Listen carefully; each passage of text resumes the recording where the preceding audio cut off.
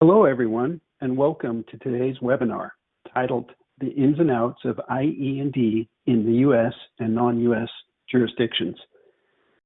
Today's presentation will be an insightful discussion on inclusion, equity, and diversity. This topic is much more than a corporate buzzword.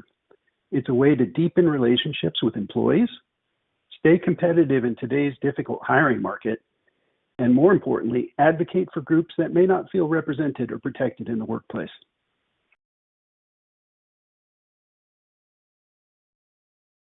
First, let me introduce myself. My name is Kimball Norup, and I want to say a huge thank you to the several thousand people who signed up for this webinar. And thank each of you for taking a little time out of your day to join us for this important discussion. As the CEO of Compliance HR, I lead our team of compliance experts, developers, and manage our day-to-day operations. And I have to say, one of the highlights of my role is participating in thought leadership events like this one, along with our Littler colleagues. Now, we have a lot to cover today, but first, don't worry if you miss something from our session.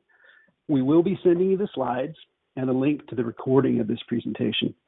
Also, if you'd like to see a demo of the Compliance HR apps and how to get a free trial, please send us a request in the Q&A box in the demo interface there, and include your name and the email and phone number, or there's a link to a demo sign-up page. We'll cover more on that in a few minutes. We'll also be happy to answer any questions you may have on either the Navigator Suite or the presentation today. Just submit a question in the Q&A box, and we'll try to answer as many of them as we can during the session.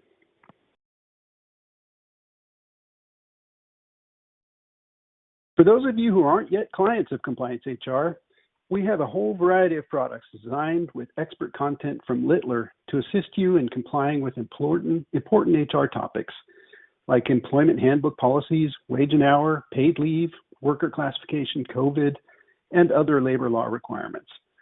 Our objective as a company is to help simplify the complexity of employment law for HR professionals and the attorneys that support them. Today's topic is definitely very relevant to one of our popular tools, the handbook application, which is called PolicySmart.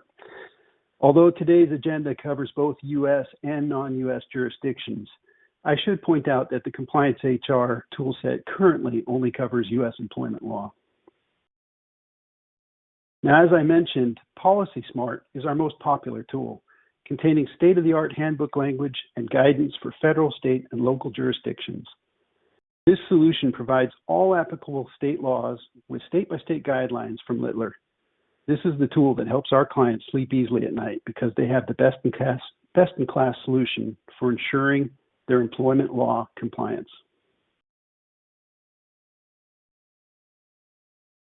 PolicySmart solution is much more than a handbook tool. While PolicySmart does make it easy to create legally compliant handbooks, this solution also offers alerts that are sent out twice a month. These emailed reports include all upcoming compliance changes so that your compliance team can take the time they need to prepare. Also, the state resource guides cover pre-hire through termination topics that will benefit and guide your legal, HR, total rewards, leave, and other team members as they handle employee-facing compliance. It's an interesting fact that the PolicySmart application was updated over 1,000 times last year as federal, state, and local requirements changed. How can anyone possibly keep up with all these employment law changes? Pretty simple, by becoming a PolicySmart subscriber. I won't read these. A couple quick quotes from one of our big clients that, as you can see, gains a lot of benefit from using PolicySmart in their day-to-day operations. It's a real compliance saver to handle big changes, and they also really enjoy the updates they receive, alerting them to changes and whether they need to make handbook updates in real time. Now, if you're interested in seeing a short, no obligation, and definitely no pressure demo of the Compliance HR Navigator Suite, please click the hyperlink URL in the links panel of the webinar interface. Or if you prefer assistance with your demo registration, use the Q&A box. Just be sure to include your email and a number so that we can call you to arrange a great time. Typically about 10-15 minutes is what we ask for a demo. Okay, now let's get to our program. With that, I'd like to introduce you to today's phenomenal presenters. Starting off, we have Alyesha Dotson. Alyesha is a Littler shareholder and co-chair of the EEO and Diversity Practice Group at Littler. Alyesha has over a decade of experience as an employment litigator and legal trainer. She adeptly navigates clients through the legal landscape, including the inclusion, equity, and diversity space. Now, Alyesha's multilingual and multicultural heritage, her globe-trotting personal background, and her qualifications as an employment attorney and neutral facilitator manifest in relatable training and legal advice that extends from the C-suite to the shop floor. Alyesha possesses a multifaceted perspective on the design and implementation of meaningful inclusion, equity, and diversity initiatives that are not only legally compliant, but harness the potential of both stakeholders and individual contributors. Now, next, we have Lavanga Wijekoon. Lavanga has experience representing employers in a wide range of labor and employment class action and single plaintiff matters, involving such issues as discrimination, harassment, misclassification, and much more. He also provides strategic advice and counsel to multinational employers on a wide range of international and compliance matters, including global mobility programs and expatriate workforces, the United Nations Guiding Principles on Business and Human Rights, labor obligations under free trade agreements, multi-country and international surveys on employment laws and practices, among other topics. Now, with that impressive intro, I want to thank both Alyesha and Lavanga for sharing your expertise with our audience today. And with that, Alyesha, I'm going to now pass the mic over to you. Thank you, Kimball. I really appreciate that wonderful introduction. And folks, I hope I do not disappoint. My name again is Alyesha Dotson. I join you from Seattle, Washington, where we are having an uncharacteristically sunny day. So I hope you folks are all having a happy, sunny first day of summer. And on that happy note, let's talk about IE&D or DE&I or whatever you want to call it and everything in between. It is, in essence, your diversity, equity, and inclusion journey. Quick recap on what that might mean for you is, in my mind's eye, diversity, equity, and inclusion, right? The diversity prong tends to align well with recruitment or bringing folks into your organization, into your fold. The inclusion is all the processes, the infrastructure available to your employees so that they feel included once they're in your fold. And it's the equity in between, the glue that holds the two together that we're talking about here today. That is that elbow grease. It is the processes, the policies, the handbooks you have drafted, perhaps with compliance HR's assistance, that allow your people to fully self-actualize once they are within your organization. And really, what we have learned from the last several decades practicing in this space is that diversity, equity, and inclusion need to work in conjunction to be successful and sustainable. Simply engaging in diversity, perhaps hiring and recruiting for, of course, always in a legally compliant manner, a vast array of individuals, as we did say in the 80s and 90s of the last millennium, and not particularly helpful if once you bring those folks into your workforce, they don't feel like they belong. So a little bit about myself as I dive into how these policies might occur in your handbook. I practice now for 15 years, always in the management side, always in the employment space. In the last 5 years or so, more and more of my practice, up to very consciously, 70% of my practice now is diversity, equity, and inclusion. And the reason it is so consciously done is because the remainder of my practice, 30%, is litigation, because I want to be out there in the trenches. I want to be informing the advice and counsel that I provide you with what I see happening before arbitrators and juries and out there in the wild, and the questions my clients are receiving, because I never want to advise you from an ivory tower. And so why would you include DEI, IE&D policies in your handbook? Well, having heard from my various clients, this is the answer. These are the answers that folks often come to when they try to decide whether or not they ought to have a policy of this nature in their handbook. It's because first and foremost, it demonstrates both to your internal stakeholders as well as to your external stakeholders, potentially candidates, that, hey, that's a place I want to work. That is a place that reflects my values. More and more so, you folks are likely aware that you are getting RFPs from your own clients. Even if you are a B2B organization, you are getting an opportunity to espouse your values to your potential clients, not just in the general community, but literally in order to continue your business. And that kind of information, the ability to show your own IE&D policy and then demonstrate your IE&D initiatives in order to allow your clients to benchmark you against your competitors, that's a real business sense and sense step to take. So not just because you want to make your employees feel good and demonstrate your own values, but also because it is a good business proposition. And really important to be forward looking in this space. I heard somewhere the other day when a bunch of Littler shareholders got together that the HR organizations, right, the HR departments that are likely to be obsolete in the next 5 to 10 years are those that do not innovate.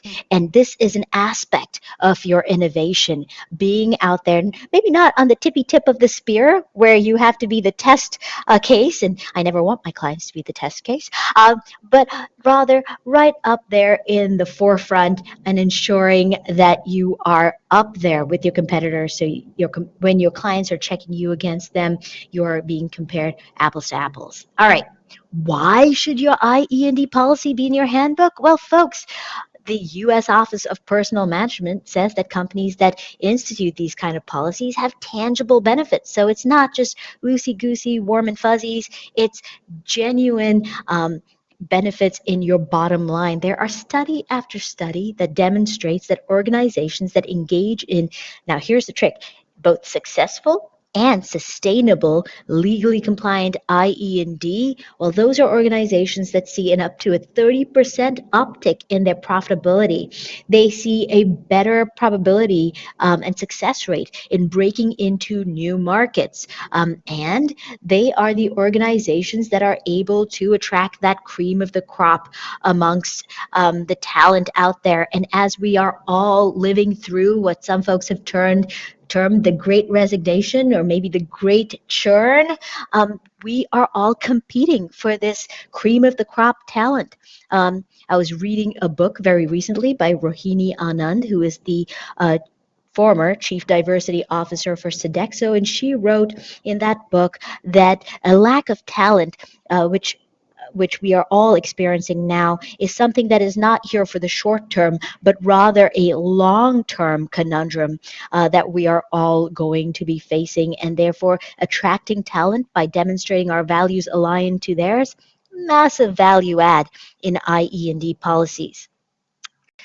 And another thing that is wildly important to understand is litigation, right? I started out as a litigator, and it is important to understand that if the worst should come to pass and you are facing some kind of litigation in the future, then solid IE&D policies that are legally compliant, that demonstrate your values, that show both your internal and external stakeholders the standards you expect them to rise to, those policies will come in great use in such kind of litigation in the future.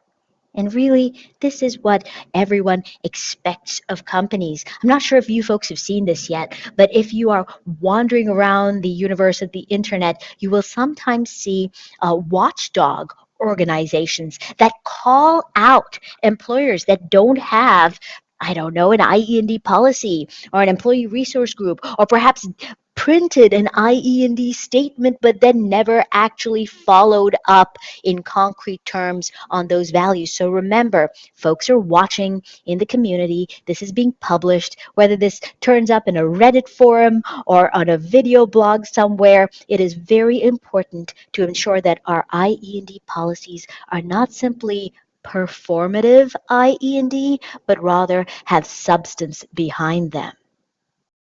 Really good question over here. And I asked it to myself, so of course it's a great question. But no, maybe you folks are all wondering this. And the question is it legally necessary to include IE&D policies in my handbook? Well, folks, I, as you heard from Kimball, will speak to you from a very US centric perspective. But we never want to be ethnocentric over here. And so, Lavanga, I will ask Lavanga a question momentarily, and he will take us into the more global perspective of IE&D shortly. But before he does, let me talk to you about the fact that in the US, in the United States of America, we do not yet have a compliance obligation to have a separate IE&D policy. That being said, I personally think of your EEO policies, your equal employment opportunity policies, anti-harassment, anti-discrimination, reporting, anti-retaliation. All those policies are part of your IE&D suite. So particularly important to know that they are up to date, ensure that they are what compliance HR and us Littler folks would recommend to you, and check them frequently. Now, if you want to go one step forward, that's where you bring that voluntary IE&D policy. And remember, your IE&D policy, what am I talking about when I keep referring to an IE&D policy? It is not a specific commitment to engage in, say, hey, we're going to start an ERG and we're going to go recruit from more HBCUs, or we're going to do a diverse slate policy. That is not what goes in your policy. Those are unique IE&D initiatives that you might implement in the future under your IE&D program umbrella. Your IE&D policy, by comparison, is a values document. It's a touch point from your mission statement to what you believe in the IE&D sphere, and it is an overarching high-level publication, and that's how you ought to think about it. Oh, and Lavanga, before I go on, what do you think about that question with regards to whether it's legally necessary to include an IE&D policy in your handbook from the global perspective? Of course, Alyesha. Hello, everyone. This is Lavanga Wijekoon from Littler Mendelssohn's Chicago office. A sweltering day here in Chicago. All right. So to answer Alysha's very, very good question. So outside the U.S., there are no requirements for a per se IED policy. However, as many of you probably already know, there are certain jurisdictions that do require certain policies and measures that relate to IED principles. For example, India requires a sexual harassment policy and a disability rights policy for employers of a certain size.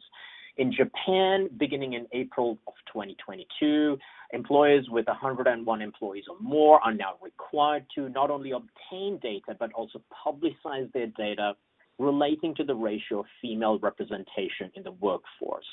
But again, there are no, even though these are IED, shall we say, adjacent measures, or IED policy adjacent measures, there is no requirement to have a freestanding IED policy per se. So it is currently voluntary for employers whether they want to have an IED policy that applies to their global workforces. But as I will discuss in a little bit, there are quite a few tripwires to keep in mind. And with that tantalizing trailer, I'm going to give it back to Alyesha.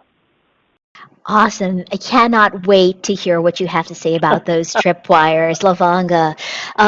But if I may bend your ear, folks, for just a few more minutes, a couple of things I want to flag for you is when we speak of the IE&D policy, we speak of that standalone document and within your handbook. But remember, IE&D is it may be made of component initiatives, and you may need to have policies. Again, they're not mandatory, but they're highly recommended, that are congruent with each of those relevant initiatives. And we're not specifically diving into those today, but do keep that in mind, because in all IE&D initiatives, you don't simply create the initiative and shoot it out across the water, waving it goodbye as it sails into the sunset. These are things that require, as I like to say, care and feeding, right? Tending. You're more of a gardener who continues to ensure that there's a relevant policy to accompany your ERG, Employee Resource Group initiative, and there's training and there's education. And so always think of these in terms of packages or a suite of policies. And what's the cultural impact, getting back on track here, with regards to IE&D policies? Folks, IE&D programs can have a real benefit in the recruitment and retention sphere, and that's particularly important. I read a statistic the other day which said that on average, it takes employers approximately $15,000 to replace every single employee during turnover. That is not efficient for you, and importantly, it's not efficient for those employees. Much better to create amongst yourself a workplace where people can see themselves growing and self-actualizing and integrating and be part of those leadership ranks in 10, 15, 20 years. And it is your IE&D program and all the initiatives in between and within it that can help you achieve that goal. Of course, an amazing study I also read in the book by Rohini Anand the other day mentioned that employers, specifically LGBTQIA individuals who were surveyed, said that in employment spaces that had successful and sustainable IE&D programs, they felt more able to bring their full selves to work, and therefore there was an uptick in the creativity of the organization and just the ability of everyone to bring their A++ games to the workplace. Think about it. If someone was leaving an aspect of themselves behind, how could they possibly give their all to the organization?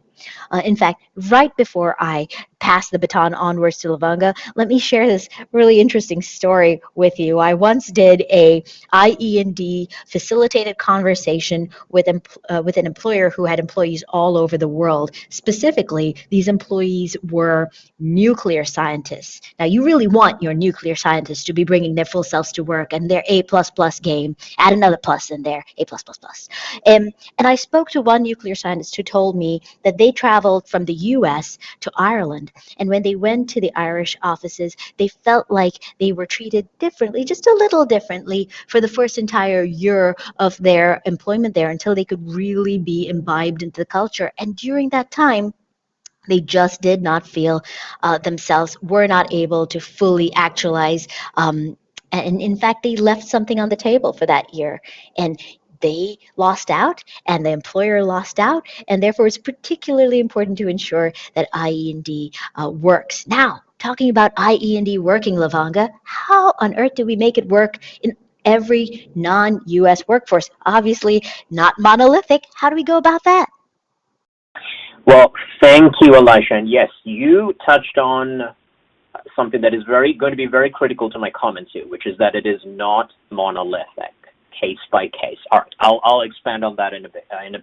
But I just wanted to kind of reintroduce myself a little bit. Kimball, you did such a kind introduction to me, but I did want to also say that I work for Littler's Chicago office, and I also work for Littler's Singapore office, which is our Asia Pacific regional hub. So I have strange working hours. Let me put it that way. But the reason why I mention this is because more than half of my practice is international advice and counsel, and a big part of that advice and counsel in recent months and in the last couple of years has been advising on these IED issues.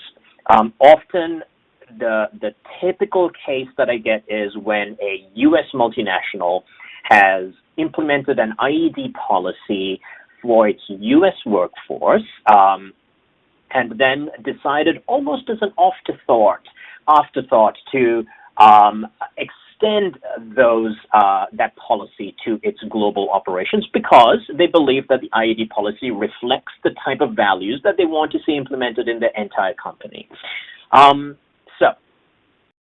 that's where I say, okay, let's take a beat here and let's think about whether you can actually do that. And that's where this question arises, which is, can I extend IE&D measures to my non-US workforce? So the short answer is yes, but you need to do so very, very carefully. And with regards to the very, very carefully part, that means that a one-size-fits-all IED policy will almost never work across global jurisdictions. And that is because of three main reasons, or I like to call them three tripwires. And these are the tripwires here you see on the slide. So the first type of tripwire has to do with data privacy. Now, this concern is often triggered at the start of an IED program when an employer conducts a survey to take stock of where they have fallen short with regards to representation in their workforce. So, for example, where in their workforce are certain protected categories are underrepresented or not treated equitably. These internal surveys often ask employees to self-disclose their statuses under categories that are protected under the law, or categories that are not protected necessarily but are historically disadvantaged. And, you know, I'm sure you all are quite familiar with some of these protected categories. These include race, sex, gender identity, sexual orientation, disability, religion, and so on. Now, in many jurisdictions, this information, whether or not somebody belongs to a race or what their gender identity and so on, is considered, and this is a legal term of art, sensitive personal data. And when you're dealing with sensitive personal data, that almost always triggers certain protections under data privacy laws. So what that means is that depending on the jurisdiction, certain measures must be taken to protect the privacy of this sensitive data. So for example, in China, Singapore, Korea, and Japan, you will have to provide employees a notice of data gathering and obtain the employee's consent prior to even gathering this data. In countries like India and Singapore, if the data is going to be transferred across borders to, say, a headquarters in the US or Canada, you will have to ensure that those same protections are provided under India law or Singapore law in those destinations. Now, in some jurisdictions, an employer can actually be criminally liable for violating certain data privacy laws. For example, in France, it is a criminal offense to collect, process, and retain data that directly or indirectly reveals the race of an employee without the employee's consent or without a legitimate purpose. And what counts as a legitimate purpose is a very, very high bar to meet. So as you can see, data privacy laws provide some real potential barriers that can trip up employers when they're implementing DEI programs, in as much as those programs ask employees to disclose their protected statuses or prompt the employer to make certain decisions based on employees' protected statuses. All right, so that's the first tripwire. Now, the second tripwire has to do with culture, particularly local cultural norms. So as an example, while the US has well-defined and numerous protected categories, those same categories simply do not exist in other jurisdictions. The law in those jurisdictions reflect the culture in terms of, what they value, in terms of what needs to be protected. So, for example, whereas veteran status is a protected category in the United States, that is not recognized in Singapore, partly because all male citizens and permanent residents as well, actually, are subject to mandatory national service. So veteran status doesn't really culturally make sense for Singapore. Similarly, whereas preferred pronouns speak to gender identity in countries like the United States, this is less of an issue in Japan, where there are no equivalents to gendered terms like Mr. or Ms. in the Japanese language. And instead, the gender-neutral san is used after one's name. So, for example, I would be Lavanga-san as opposed to Mr. Lavanga. All right, So then there are certain protected categories that are simply not seen outside of certain countries. For example, caste is a unique and ancient system of social hierarchy in India, which results in discrimination against so-called and derogatorily so-called lower caste members in many areas of public life, including in employment. So an employer wishing to have a workforce that better represents the wider community has to take into account these jurisdiction-specific categories that are historically disadvantaged. Another aspect to keep in mind here is that inquiring about or focusing on or even mentioning certain protected categories can be deeply offensive in certain cultures. For example, especially in countries where certain sexual orientations are illegal or frowned upon, asking about or even mentioning such statuses is not only offensive, but can be very dangerous to the employees who disclose that information. This is the case in certain Middle Eastern countries. And also, you might have heard that just yesterday, Japan's Supreme Court upheld a ban on same-sex marriages. So, you need to keep these types of cultural concerns in mind, jurisdiction-specific cultural concerns in mind when you're rolling out your IED program. All right. The final bucket of trip-ups is discrimination, or more precisely, violating anti-discrimination laws. The risk arises when, once you obtain IED data from employees and an employee believes that this data was used to make an employment decision that adversely affected them based on that data. So if there is a perception that one protected category was favored over another, even if it is done for what one might argue was noble reasons in order to elevate historically disadvantaged groups, this could still very well lead to a discrimination claim. Some people call this a positive discrimination claim, and so on. But nonetheless, in certain jurisdictions, that could still count as discrimination. And it is certainly in the United States as well. Alyesha, I'm sure you have come across positive discrimination claims that have arisen as a result of IED-type measures. Isn't that right? Oh, absolutely, Lavanga. Folks, we are seeing a real uptick in not only the occurrence of such claims, we call it reverse discrimination sometimes, but like Lavanga says, discrimination is discrimination under the law, particularly in the U.S.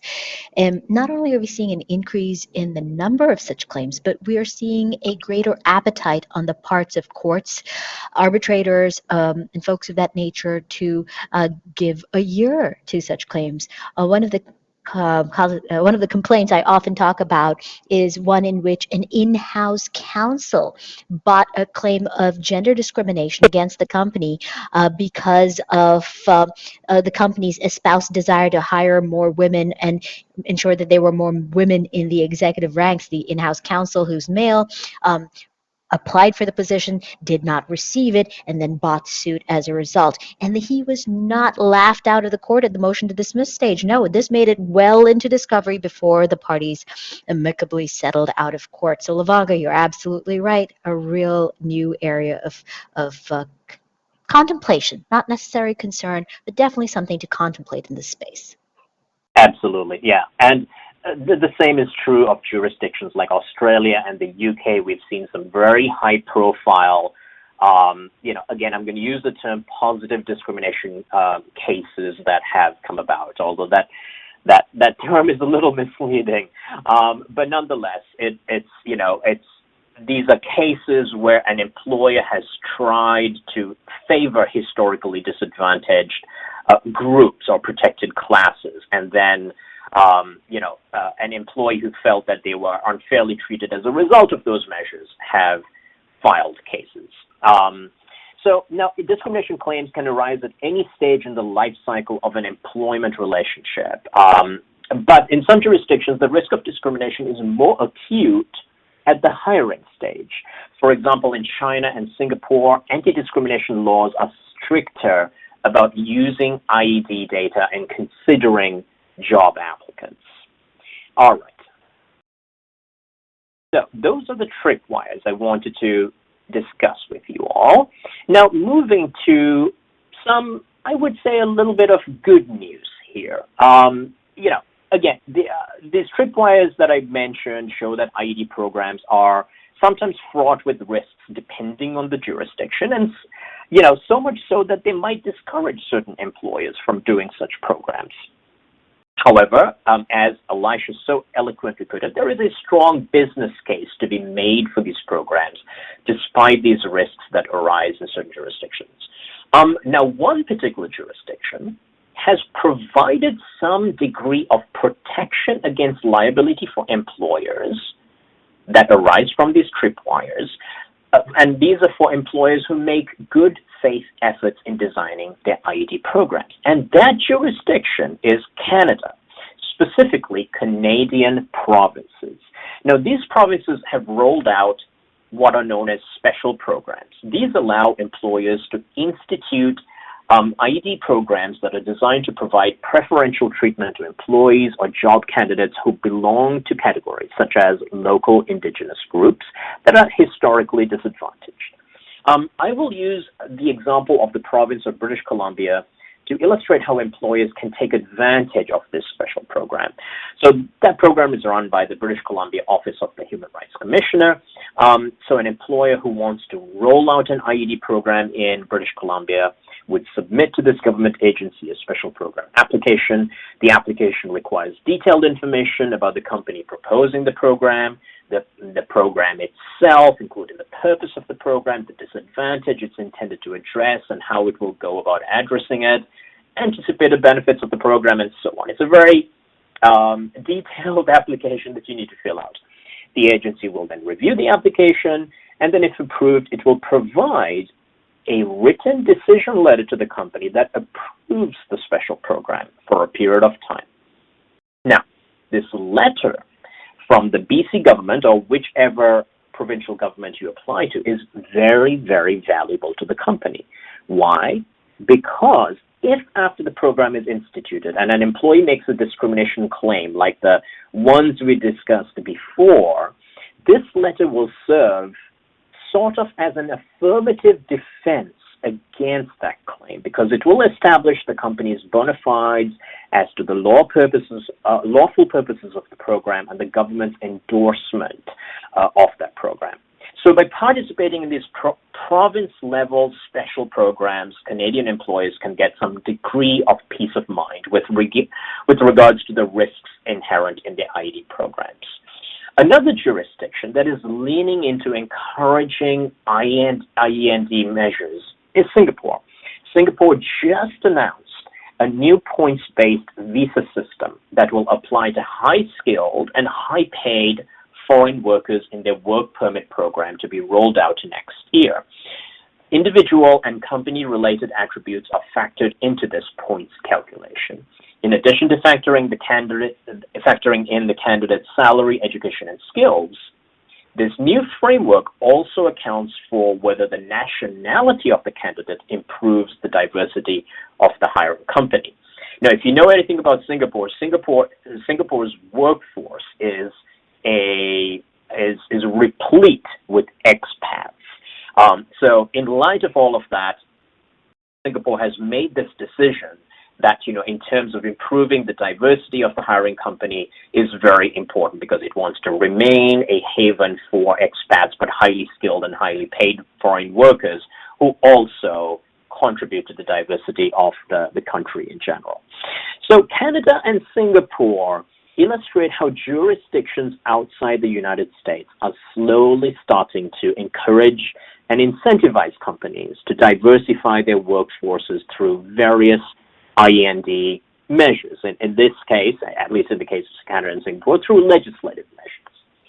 But the bottom line here is that countries like Canada and Singapore are still in a tiny minority. And when rolling out an IE&D policy globally, it must be done, and I'm going to use that phrase I used when I started my little section here, is you have to do it very, very carefully and on a jurisdiction by jurisdiction basis. And that's, what myself and my colleagues at LITLA are here to help you out with. when you are looking to expanding your IE&D policy outside of the United States, I would strongly recommend that you consult counsel in doing so.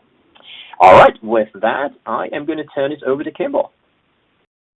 Great. Thank you so much, Lavanga and Alyesha. That was really insightful insight from both of you. Before we get to the broader Q&A, we wanted to cover just a couple common questions that often come up in the context of handbooks. I think both of what you mentioned is important context for this question. Why is it necessary to update an employee handbook at all? Believe it or not, a question we get often. A few common things. There's some important benefits. We've heard from many that your company's handbook is an invaluable tool that helps shape your company culture and communicates your operational policies. A well-written and legally compliant handbook is essential to keeping the HR process running smoothly within your organization and minimizing the risk of employment-related legal liability. I could add that we do have a white paper on our website titled 7+ Reasons Why Every Business Should Have an Employee Handbook. That might be an interesting read. It's free for you to go and grab. I'm going to go a little bit off the script here, Alyesha and Lavanga, in terms of obviously our topic today is IED and the recommendation, at least I think the encouragement to have some sort of a policy. What's your guidance there? I mean, should every company have a published IED policy? From the U.S. perspective, then I'll hand this baton over to Lavanga, it really is a case-by-case basis. I tell folks that there is no one-size-fits-all IE&D program, and there is no one-size-fits-all IE&D policy. There are mom-and-pop shops out there I talk to all the time, and multinational organizations I talk to as well. There's some that are extremely progressive and others that are not. And so your IE&D program does not have to look like anyone else's. If you believe you are ready for an IE&D policy, reach out to counsel for assistance and certainly create one. And it has all the benefits I identified previously. But it very much is something you should assess on your own, and if you should like, with either Lavanga or my assistance. Lavanga, what do you think on the international scale? Thank you, Alyesha, and I echo everything you said with regards to how it needs to be a case-by-case thing here, and it really depends on the organization. As we mentioned, there are no legal requirements that you have a standalone IE&D policy.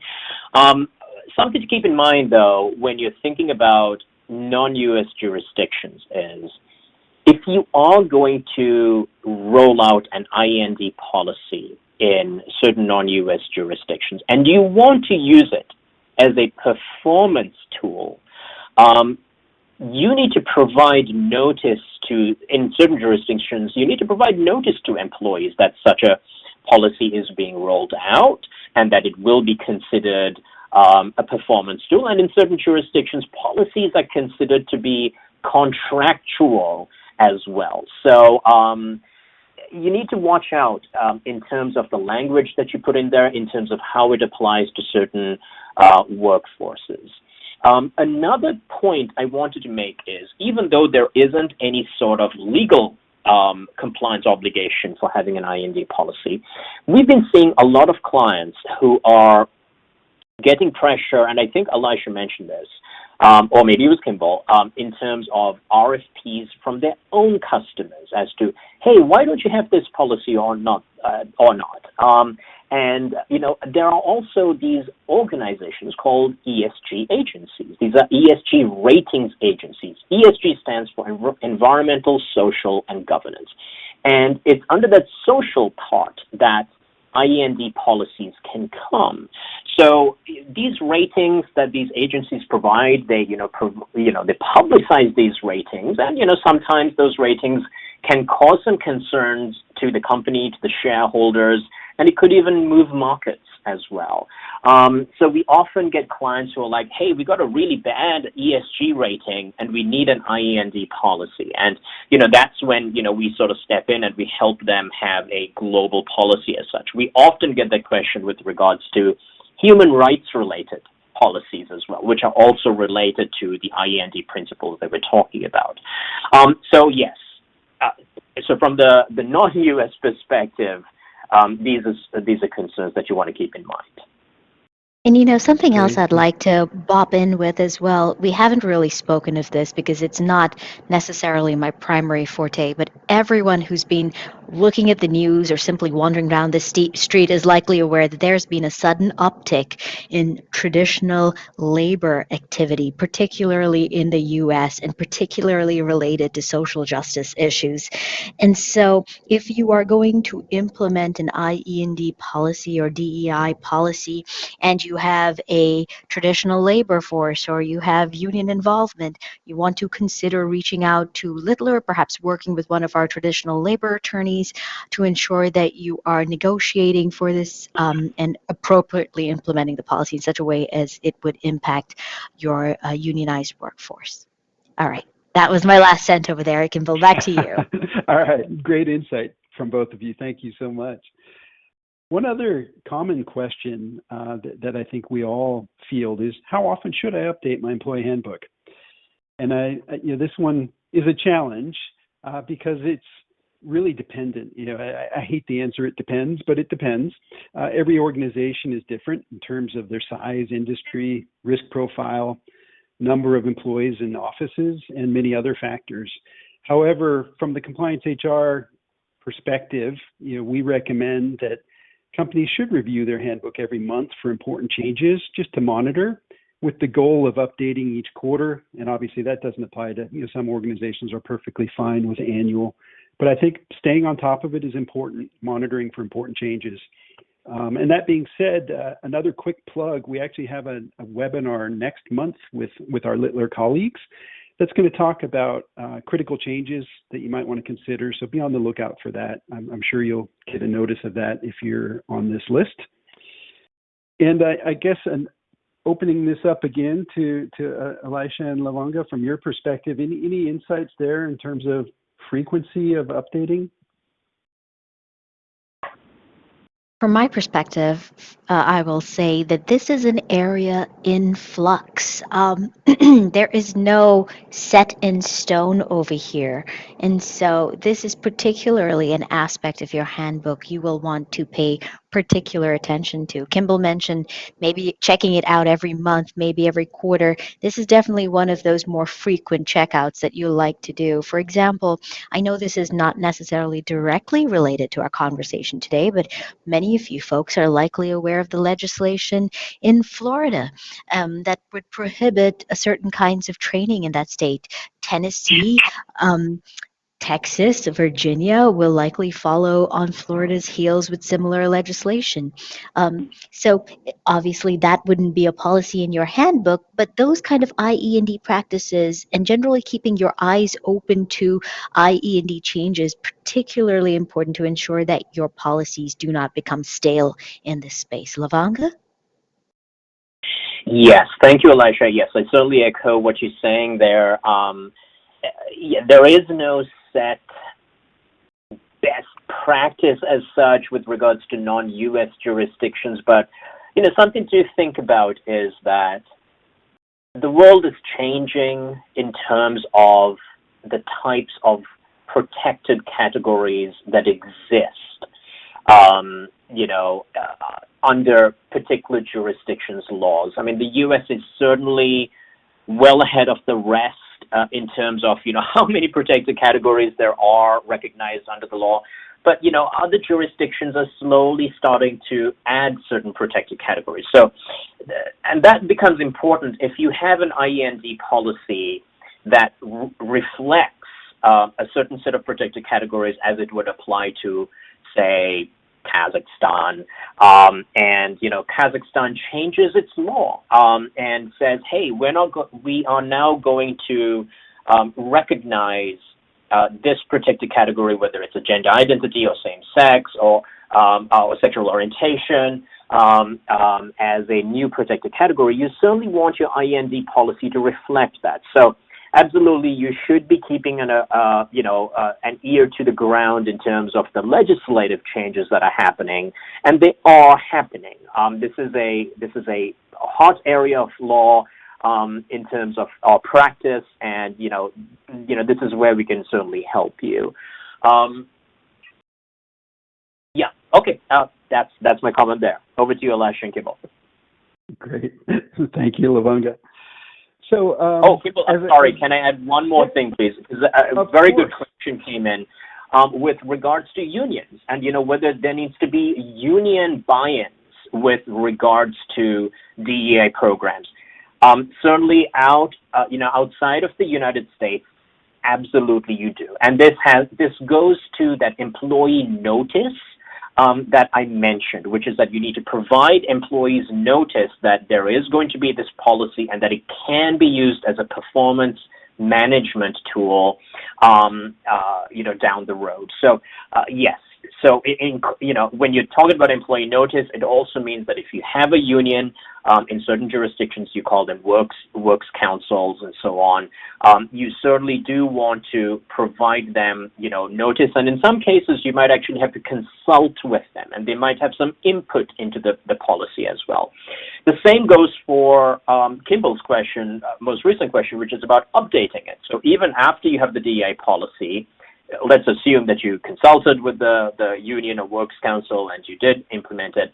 If you're going to update it, you might have to again consult and provide notice to these worker representative groups. So absolutely, that is something you need to keep in mind depending on the jurisdiction. Sorry, go ahead, Kimball. No, thank you. A lot of tripwires to be aware of. I love that expression. So before we get to the Q&A, and I'm glad to see we've got about 10 minutes here. So just a quick reminder that everyone will be receiving a copy of today's presentation as well as a link to the recording. And a quick reminder, if you're interested in a demo of Compliance HR, hit us up either in the chat box or just follow the link to a demo sign up.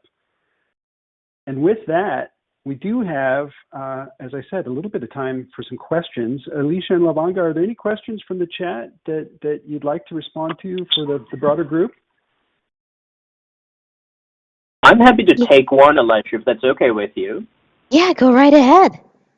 Absolutely. So we've got a very good question here with regards to US-based categorization that isn't going to be global. And, I think what's meant by that is, well, we have these certain categories in the United States in terms of how we describe certain protected categories. So one example that's given here is that our employees in a Mumbai, India location do not get categorized as Asian American. And of course, they wouldn't get categorized as Asian American because they aren't American, but they may not get categorized or there might not be a separate category for just Asian. So I think what that question really raises is that these categories that we think of, whether they are racial categories, ethnic categories, sexual orientation categories, and so on, it's very culturally specific. And this is why it's important to have this kind of tailored, nuanced, jurisdiction by jurisdiction analysis of your workforce. And, you want to think about sort of a broader question here. What are you trying to achieve through your DEI program? In many cases, companies will say that what they're trying to achieve is they want their workforce to be an accurate representation of the general community in which these employees work. Now, obviously, the United States is an incredibly diverse in so many ways, community. And of course, therefore, companies would want their workforce to reflect that very rich diversity. That diversity may not exist in certain countries. Certain Scandinavian countries certainly may not have the racial diversity that you would expect in the United States. And therefore, the DEI program has to reflect that. And, whatever DEI program that you have in those Scandinavian countries. And certainly, and this has to do with, the protected categories, the protected category mismatch that we talked about a little while earlier. In certain jurisdictions, who may be historically underrepresented could be a group that we've never really heard of in the United States. It could be an indigenous group within that particular jurisdiction that has suffered historical underrepresentation, and that's really what you want to address here through your DEI program, if that is in fact what you want to do. So I hope that answers the question here in terms of, well, why aren't, some of our global employees not being categorized at all, or they're being categorized incorrectly? It's usually because the categories are driven by U.S. concerns and U.S. cultural backdrop, and we're trying to impose that template onto other countries, and it simply doesn't work in many, many cases. Alyesha? Absolutely. I echo what Lavanga says there. And folks, it's important to just ensure that you're following crossing those T's, dotting those I's, ensuring that you're making the best possible practice in that space. Hey, Lavanga, another question that came up that I think is worthy of discussing is the National Labor Relations Act. How can DEI practices involve employee participation without invoking protections under US NLRA with enforcement by NLRB in a non-union location? Folks, I think this is a worthy question, again, harkening back to that uptick in traditional labor activity that we have seen in the last year or so. Remember, if you are engaging in an employee resource group or any other process in the DE&I space in which you are going to be engaging with a vast number of employees, contemplate your NLRA obligations, even if you are not a union shop. Part of that might be making very clear, and I'm going to talk about one particular initiative, there's so many others, right? So for example, if you have an employee resource group, making it very clear that this is not an advocacy organization, rather this is a social networking organization. The leaders of your ERGs are not representatives of your employee workforce. And then simultaneously, if you should have Slack channels or any other intranet sites in which your ERG members engage, being very careful to ensure that even though you inform folks about the obligations to adhere to the company's policies, your EEO policies on those channels, ensure that you're not chilling people's rights under the NLRA to engage in that discussion on those kind of forums. So great call out there about the traditional labor issues that sometimes go hand in hand here. Lavanga, would there be a corollary on the international front? I'm sorry, Alyesha. Corollary to what exactly? To the NLRA concerns and ensuring that there are call-outs to demonstrate that, for example, organizations such as your DEI committee are not advocacy or negotiating organizations, but rather either social networking organizations or ideas-generating bodies. Yes, absolutely, and thank you for the clarification. Yes, so there are, except the union picture in other countries are a little more complex than it is in the United States. And the reason why I use the word complex, and maybe a little bit hesitantly, is because, in a place like Brazil, there's mandatory unionization. There are these industry-level unions. And then especially in EU countries, European countries, there are these works councils, as well as these other less formal worker representative groups. And, they usually take the baton on dealing with these certain, shall we call them social issues that we're talking about in DEI, in the DEI world. So it's a little complicated, and I'm afraid I can't really give a general answer to that question. So I'm afraid it's one of those case by case things that we talk about.